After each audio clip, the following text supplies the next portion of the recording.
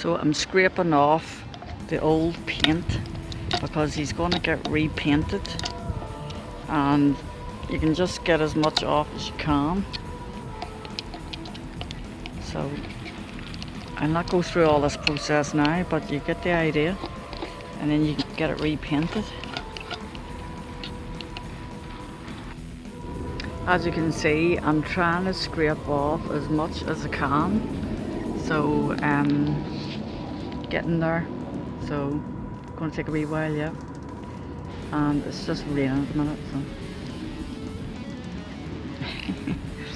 he's getting there, he's getting there.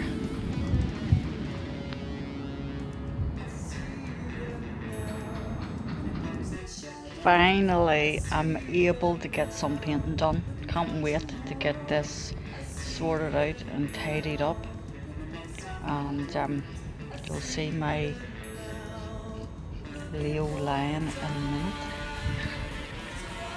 Finally. I'll let you know what he's like when I finish him.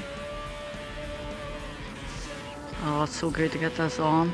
So not only do I do my chores around the house, I also do my art and music, and